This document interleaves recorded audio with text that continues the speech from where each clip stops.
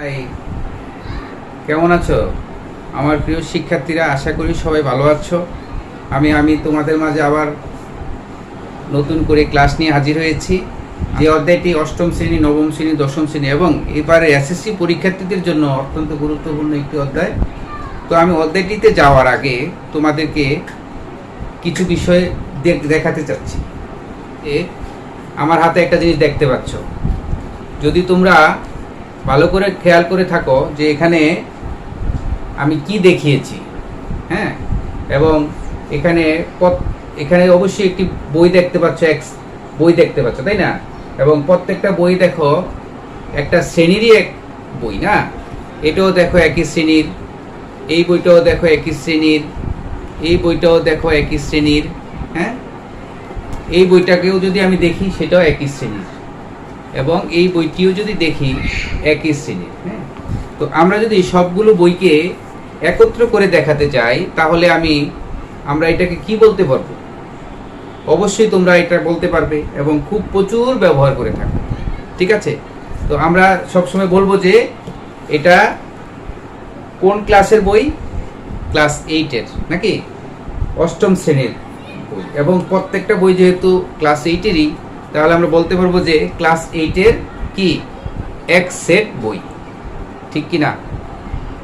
তো আমরা আজকে যে বিষয়টা নিয়ে আলোচনা করব, তাহলে তোমরা বুঝতে পেরেছো, আমরা সেট নিয়ে আলোচনা করব।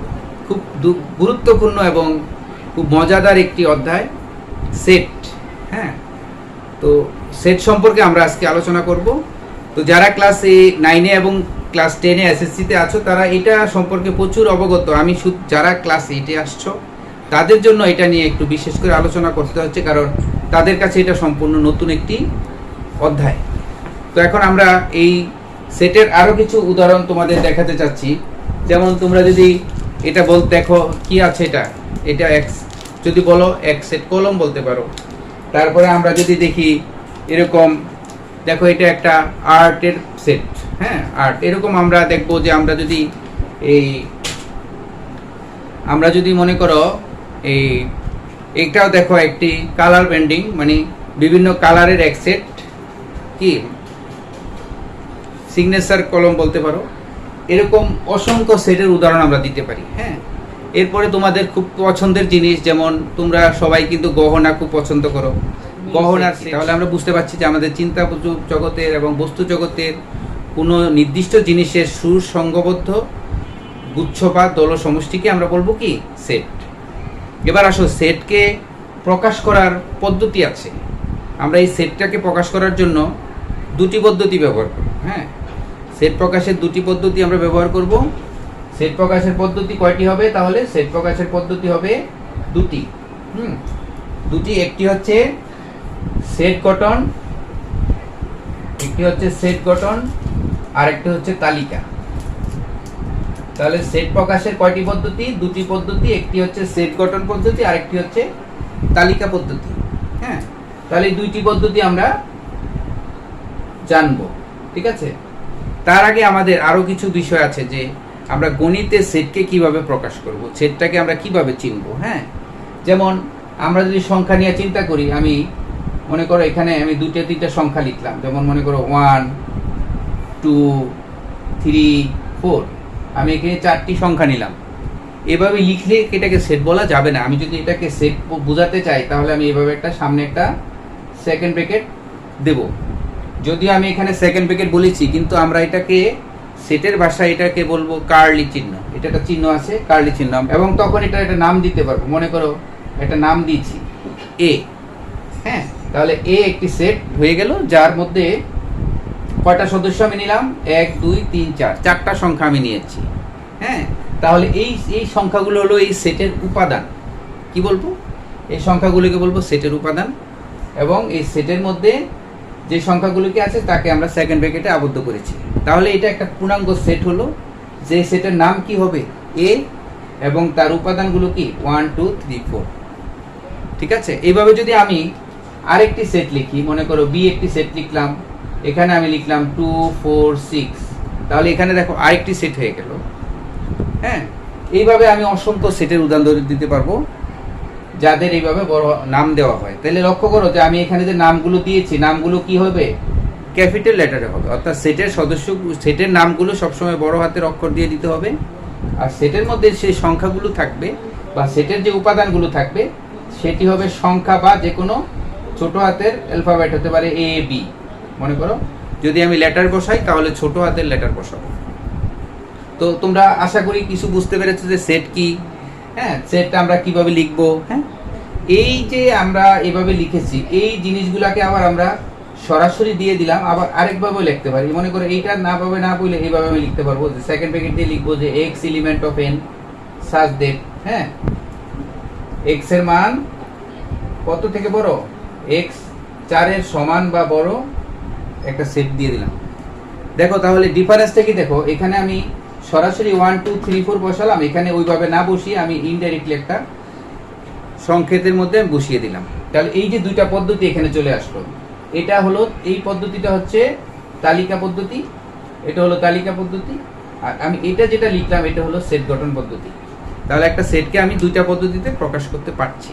হ্যাঁ, তো তোমরা ক্লিয়ার যে সেট প্রকাশের পদ্ধতি হলো দুটি, একটি হচ্ছে সেট গঠন পদ্ধতি, আরেকটি হচ্ছে তালিকা। তাহলে আমরা জানবো যে সেটের শ্রেণীবিভাগগুলো নিয়ে আলোচনা।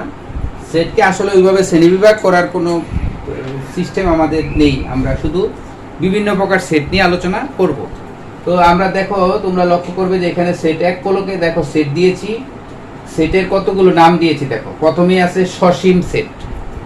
সসীম কথাটা তোমরা মোটামুটি সবাই জানো, মানে যে সসীম মানে যেটা গণনা করা যায় বা বলে প্রকাশ করা যায়, কতটা আমরা সংখ্যায় প্রকাশ করতে পারবো বা গুণে বলে দিতে পারবো, 5টি 10টি 8টি। হ্যাঁ, অর্থাৎ যে সেটের সদস্য সংখ্যা নির্দিষ্ট বা যাকে আমরা গুণে বলে দিতে পারবো সেটাই হলো সসীম সেট। যেমন আমি যদি একটি সসীম সেটের উদাহরণ দিই, যেমন দেখো আমরা একটা উদাহরণ দিচ্ছি যে দেখো এ একটি সেট লিখলাম, এর সদস্য সংখ্যা মনে করো 1 2 3। তাহলে আমি যদি বলি যে এখানে কয়টা সদস্য আছে, তোমরা কিন্তু বলতে পারবে কয়টি সদস্য আছে, 3টি সদস্য আছে। তাহলে এটি একটি কি সেট, সসীম সেট। ঠিক আছে। আবার যদি আমরা আরেকটা উদাহরণ আমি তোমাদের দিচ্ছি, মনে করো আরেকটা সেট দিলাম বি, লিখলাম যে এখানে 1 3 5 ডট ডট ডট। যদি আমি বলি যে এখানে কতটা সদস্য আছে, তোমরা কি বলতে পারবে? তোমরা বলতে পারবে না, কারণ এখানে 1 আর তারপরে 3 তারপরে 5, তারপরে তুমি বলতে পারবা যে 5 এর পরে 7, 7 এর পরে 9, 9 এর পরে 11, এইভাবে কিন্তু আসতে থাকবে, তুমি কত বলে শেষ করতে পারবে না। তো এই যে সেটের সদস্য সংখ্যা গুণে প্রকাশ করা যাবে না, সেটাকে আমরা কি বলবো, অসীম সেট। তাহলে আমরা সসীম সেট পেয়ে গেলাম, অসীম সেট পেয়ে গেলাম। এবার আসো ফাঁকা সেট। ফাঁকা বলতে আমরা কি বুঝি? আমরা দেখি অনেক সময় বলি যে এই ঘরে কেউ আছে, হ্যাঁ, তোমরা বল না এই ঘরটি ফাঁকা। তার মানে কি, যদি কোনো ঘরে কোনো সদস্য না থাকে, হ্যাঁ, তাহলে আমরা সেটাকে বলবো ফাঁকা, তাই না? তাহলে যে সেটের মধ্যে কোনো সদস্য নেই সেটা হলো ফাঁকা সেট। মনে করো আমি ফাঁকা সেট ইচ্ছা করলে আমি এইভাবে সেট লিখে রাখলাম, কিন্তু ভিতরে কাউকে রাখলাম না, তাহলে এটাই হলো ফাঁকা সেট। ফাঁকা সেটকে আমরা এইভাবে সেকেন্ড ব্র্যাকেটে রেখে দিতে পারি, অথবা এরকম একটা গোল্লা দিয়ে কেটে দিতে পারো। তাহলে এটাকে আমরা ফাঁকা সেটের প্রকাশের চিহ্ন বুঝবো। হ্যাঁ, তাহলে আমরা সসীম সেট পেলাম, অসীম সেট সম্পর্কে জানলাম, ফাঁকা সেট সম্পর্কে জানলাম। এবার আসো উপসেট। উপসেটটা কি? উপসেটটা হচ্ছে যে আমরা মনে করো একটা সেট নিলাম, মনে করো এখানে 1 2 3 একটি সেট আছে। এখন তুমি যদি চাও যে আমি এখান থেকে একটা বা দুইটা সদস্য নিয়ে আরেকটা নতুন করে একটা সেট বানাবো, মনে করো আমি এখান থেকে বলো 1 আর 2 নিলাম, নিয়ে আমি আরেকটা দল বানিয়ে ফেললাম, আরেকটা সেট বানিয়ে ফেললাম। তাহলে কি বুঝলা যে এই সেটের দুইটা অংশ নিয়ে আমি আরেকটা বানালাম। তাহলে এখানে আমি এটাকে যদি আমি সি দেই, তাহলে কে কার অন্তর্ভুক্ত বলো তো? এখানে অবশ্যই আমি বলবো যে সি সেটটার মধ্যে সবাই কিন্তু কার মধ্যে আছে, এ সেটে আছে, কিন্তু এ সেটের সবাই কিন্তু সিতে নেই। সেই কারণে আমি বলতে পারবো যে সি সেটটি হচ্ছে এ সেটের উপসেট। ঠিক আছে, অর্থাৎ যার থেকে নিয়ে আমি আরেকটা বানাবো, যেটা বানাবো সে হবে যার থেকে নিলাম তার উপসেট। আশা করি বুঝতে পেরেছো উপসেটটা কি। তাহলে উপসেটের জন্য আমরা একটা চিহ্ন ব্যবহার করব। উপসেটকে আমরা এরকম এইভাবে প্রকাশ করে রাখবো। হ্যাঁ, উপসেট, এটা হলো উপসেট চিহ্ন। আচ্ছা, এবার আসো পূরক সেট। হ্যাঁ, পূরক সেটে যাওয়ার আগে আমাকে আগে জানতে হবে যে সার্বিক সেটটা কি। এই সার্বিক সেট সম্পর্কে আমার একটা ধারণা নিতে হবে। যেমন সার্বিক সেট হচ্ছে, সার্বিক সেটের আরেকটা নাম হলো বিশ্ব সেট, এটাকে আরেকটা নাম বলে বিশ্ব সেট।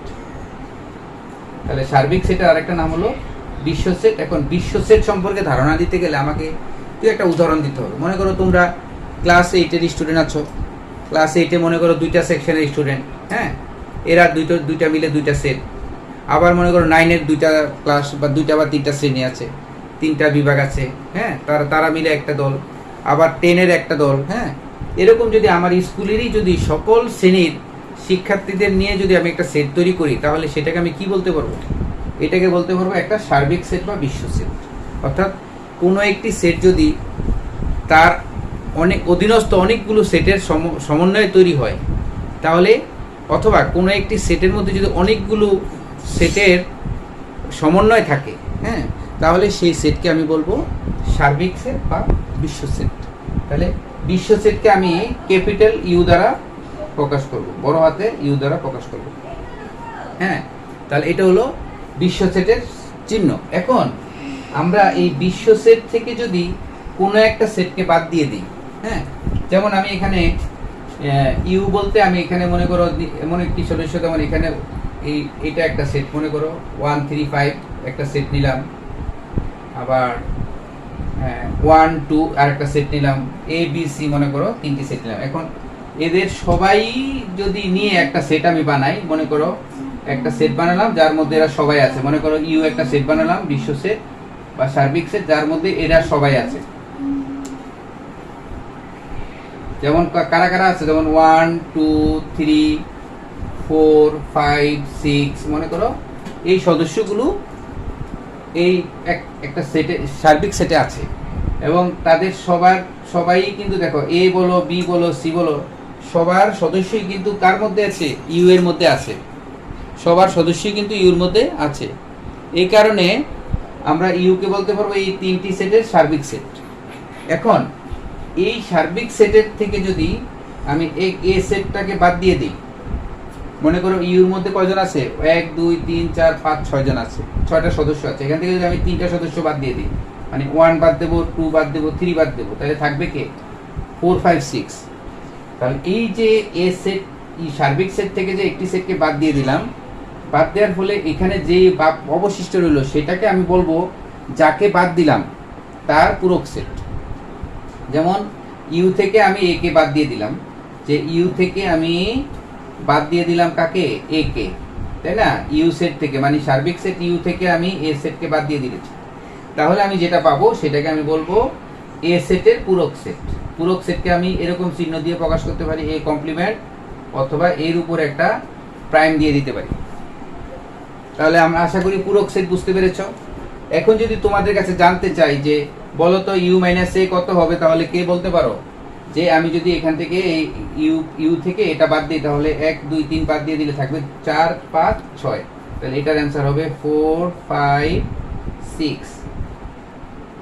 তাহলে আমাদের পূরক সেট শেষ। এবার অন্তর সেটটা কি হবে? অন্তর সেটের বেলায় এখানে যেমন আমি সার্বিক সেট থেকে বিয়োগ করছি সেটা লাগবে না, এখানে একটি সেট থেকে আরেকটি সেট বাদ দিলেই অন্তর সেট পাবো। এখন যদি আমি অন্তর সেট বের করতে চাই, তাহলে আমাকে কি করতে হবে? যেমন এ থেকে বি কে বাদ দিলে এ বিয়োগ বি, হ্যাঁ, এ থেকে বিটাকে যদি বাদ দিয়ে দিই তাহলে আমি অন্তর সেট পেয়ে যাব। তাহলে এখানে এ থেকে আছে বলো তো, এ থেকে বি বাদ দেওয়ার মানে হচ্ছে যে বি এর যারা যারা এতে থাকবে। দেখো তো বি তে আছে 1 3 5, এর মধ্যে কে কে এখানে আছে? এতে আছে 3 আছে, তাহলে 3 বাদ যাবে। 1 আছে, 1 বাদ যাবে, তো 1 আর 3 বাদ দিলে এখানে কে থাকবে? শুধু 2 থাকবে। তাহলে এ এবং বি এর অন্তর সেটে আমি পাবো কি? শুধুমাত্র 2। ঠিক আছে। আবার যদি আমি বি থেকে এ অন্তর করি, বি মাইনাস এ বের করি, তখন আবার এই বি এর সদস্য থেকে এর সদস্যগুলো বাদ দিয়ে দেবো।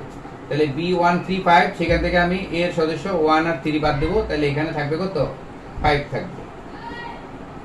তাহলে এইভাবে আমরা অন্তর সেট পেয়ে যাব। তাহলে এখন সংযোগ সেটটা কি জিনিস সেটা জানার জন্য আমাকে দুই একটি সেটের উদাহরণ দিতে হবে। যেমন এখানে আমি একটি সেট নিয়েছি এ, এখানে 1 3 5, এ সেটের সদস্য হলো 3টি, আবার বি সেটের সদস্য হলো 2 4 6, আবার সি সেটের সদস্য আমি ধরে নিলাম 2 3 4। এভাবে আমি 3টা সেট অন্তত নিয়ে নিলাম। এখন যদি তোমরা বলি যে এ এবং বি সেটের সকল সদস্যদের নিয়ে একটি একটি সেট তৈরি করো, তাহলে তোমরা কি নিতে পারবে? বলো তো, এ তে আছে 1 3 5, বি তে আছে 2 4 6। আমি যদি বলি সবাইকে নিয়ে একটা দল বানাও, তাহলে কারা কারা আসবে? কারা কারা আসতে পারে তাহলে বলো? তাহলে কে কে আসবে? 1 আসবে, 2 আসবে, 3 আসবে, 4 আসবে, 5 আসবে, 6 আসবে। মানে 1 থেকে 6 পর্যন্ত সবাই চলে আসবে, মানে সবাইকে আমি নিয়ে নেব। এই যে সকলকে নেওয়া, এটাকে আমরা বলবো সংযোগ সেট। অর্থাৎ দুই বা ততোধিক সেটের সকল উপাদান নিয়ে গঠিত সেটকে আমরা কি বলবো? সংযোগ সেট বলবো। তাহলে সংযোগ যদি আমি যদি এখানে এ ইউনিয়ন বি বলি, তাহলে কত লিখবো? কত লিখবো? 1 2 3 4 5 6। 1 থেকে 6 পর্যন্ত সবাই চলে আসবে। এবং এই সংযোগ সেটকে প্রকাশ করার জন্য আমি ইউনিয়ন একটা চিহ্ন দেবো। এই যে এই চিহ্নটাকে আমরা বলবো ইউনিয়ন। এই যে এটা হলো সংযোগ সেটের চিহ্ন, এটা শুধু ইউ। আর সার্বিক সেটেরটা হচ্ছে ক্যাপিটাল ইউ। ইউ দিয়ে আমরা এরকম একটা দাগ দিয়ে দেবো, দুইটা যেন না মিলে ফেলে আমরা একটু আলাদা রাখবো এটা। তাহলে এটা হবে শুধুমাত্র ইউ, আমরা যে লেটার ব্যবহার করি ইউ শুধু, হ্যাঁ, এবং এইভাবে দিয়ে দেব। এই হলো সংযোগ সেটের চিহ্ন। তাহলে এ সংযোগ বি, অর্থাৎ এটাকে আমরা বলবো এ ইউনিয়ন। এটাকে ইউনিয়ন বলা হয়, ইউনিয়ন, হ্যাঁ, এটাকে ইউনিয়ন বলা হয়। আমরা এটাকে আবার কি বলি? কাপও বলি, কাপ। এ কাপ বি, এটা দেখো দেখতে কাপের মতো, এই জন্য এ কাপ বি মানে এ ইউনিয়ন বি। এই হলো। তাহলে ইউনিয়ন বলতে আমরা বুঝবো, সংযোগ বলতে আমরা বুঝবো দুটি সেটের সকল উপাদানকে নিয়ে যে সেট, সেটা অর্থাৎ কমন এবং আনকমন সবই হবে। কমনগুলো নেব, আনকমনগুলো নেব। এবার আসো, যদি আমি তোমাদের প্রশ্ন করি যে বলো তো বি ইউনিয়ন সিতে কারা কারা আসবে? কে কে আসবে বলো? বি এবং সির মধ্যে কারা আছে? যেমন 2, এখানেও 2 আছে, এখানেও 2 আছে। কি 2 দুইবার লিখবো? অবশ্যই না, আমি 2টাকে একবার লিখবো, মানে কমনটার একটাই লিখবো। 2 পরে কত আসতেছে? 3 নেব। তাহলে 2 আসবে, 3 আসবে, 4 আসবে, হ্যাঁ, 4 কিন্তু দুইবার আছে, কিন্তু একবারই নেব। তারপরে 6 আসবে, 2 3 4 6। তাহলে দেখো বি ইউনিয়ন সিটা পেয়ে গেলাম। এবার যদি তোমাদের বলি এ ইউনিয়ন সি, মানে এ এবং সির মধ্যে কারা কারা আসতেছে? সবাই। তাহলে এ এবং সি সবাইকে নিলে কে কে আসবে বলো?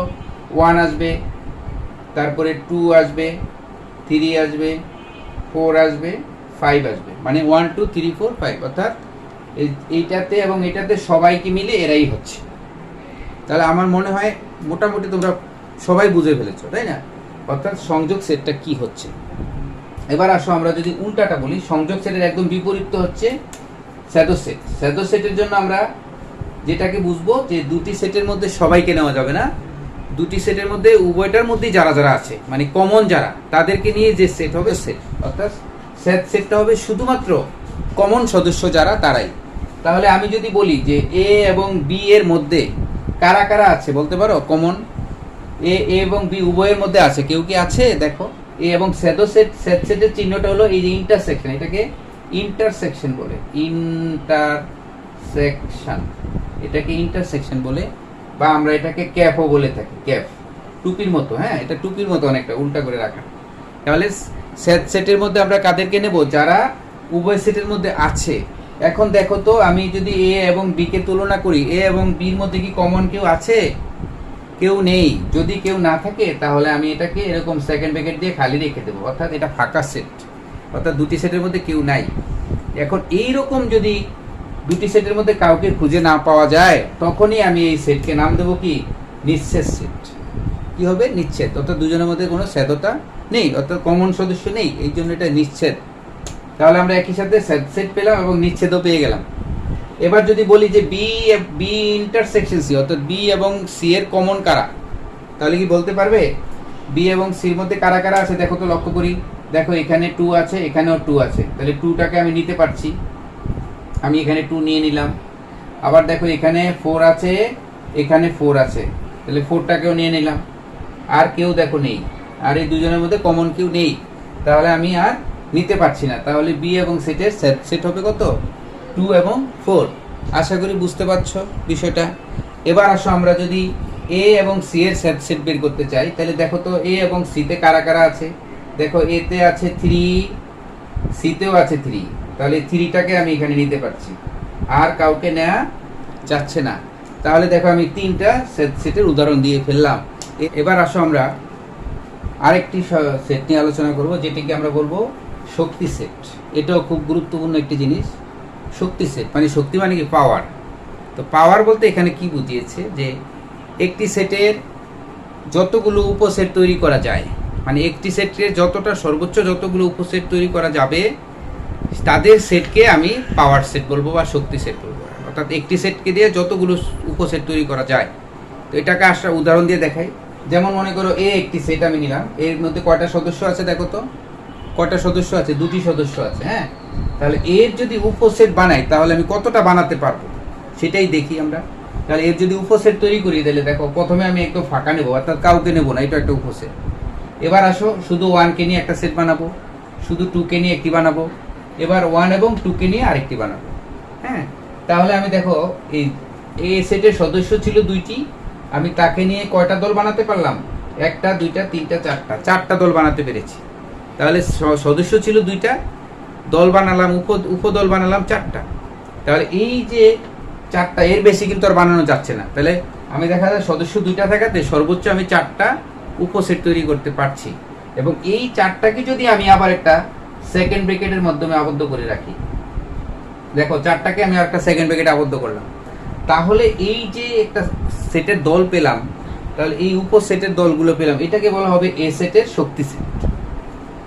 ঠিক আছে, তার মানে একটা সেটের শক্তি সেট বলতে ওই সেটের যতগুলি উপসেট তৈরি করা যায় তাদের সেটকে আমরা শক্তি সেট বলবো।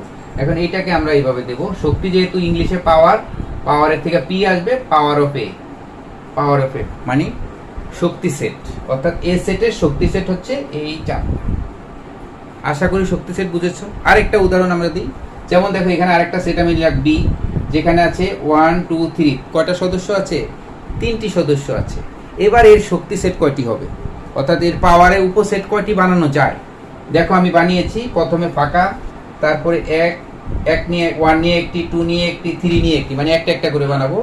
তারপরে 2টা করে, যেমন 1 এর সাথে 2 নিয়ে একটা, 1 এর সাথে 3 নিয়ে আরেকটা, 2 থেকে 2 এর সাথে 3 নিয়ে আরেকটা, আবার 3জনকে নিয়ে একটি সেট বানাবো। তাহলে মোট কয়টা সেট হলো? 1টা 2টা 3টা 4টা 5টা 6টা 7টা 8টা, মোট 8টি উপসেট তৈরি করতে পেরেছি। তাহলে এর বেশি আর কিন্তু করা যাবে না। তাহলে এটাকেই আমি বলবো বি এর পাওয়ার সেট। এটা কি বলবো? বি সেটের পাওয়ার সেট, অর্থাৎ পাওয়ার অফ বি। এবং এখানে আমি কি করব? এখানে একটা সেকেন্ড ব্র্যাকেট দেবো, এখানে একটা সেকেন্ড ব্র্যাকেট দেবো। মনে রাখবা উপসেটগুলো লেখার পর তাকে আবার আমি সেকেন্ড ব্র্যাকেট দিতে হবে, কিন্তু নয়তো পাওয়ার সেট হবে না। উদাহরণ, অর্থাৎ সংজ্ঞাটাতে কেমন দাঁড়াচ্ছে, যে একটি সেটের সকল উপসেটের সেটকে পাওয়ার সেট বলে। তো ব্যানচিত্র হচ্ছে এক ধরনের চিত্র। যেমন আমি এতক্ষণ যে সেটগুলো নিয়ে আলোচনা করলাম, এই সেটগুলোকে প্রকাশ করার জন্য অনেক সময় বিভিন্ন আমরা চিত্র ব্যবহার করব। যেমন আমি একটা সেট লিখতে চাচ্ছি, যেমন একটা সেট লিখলাম, এই একটা সেট, এটার সদস্য মনে করো 1 2 3। তাহলে এই জিনিসটাকে আমি চিত্রের মাধ্যমে ইচ্ছা করলে আমি একটা বৃত্ত দিয়ে এরকম একটা বৃত্ত বসিয়ে দিলাম, বৃত্তের মধ্যে লিখে দিলাম 1, এখানে লিখলাম 1, হ্যাঁ, উপরে লিখলাম 2, এখানে লিখলাম 3, এরকম বিভিন্ন জায়গায় বুঝিয়ে দিলাম। এবং এখানে লিখে দিলাম এ, অর্থাৎ এ একটি সেট বোঝাচ্ছে যে এর সদস্য কয়টি? 3টি। আবার মনে করো আরেকটা সেট আমি লিখলাম, যেমন বি লিখলাম যে 2 4 6, মনে করো আমি লিখলাম। হ্যাঁ, তাহলে এটার জন্য আমি কি করব? এটার জন্য আমি একটা বৃত্ত বানাবো, এরকম একটা বৃত্ত বানিয়ে দেব। বৃত্তের ভিতরে আমি একটা ইয়ে দিয়ে দেব যে 2, এখানে 4, হ্যাঁ, এখানে 6, এভাবে দিয়ে দিবা। এবং এখানে বলে দিবা এটা বি সেট।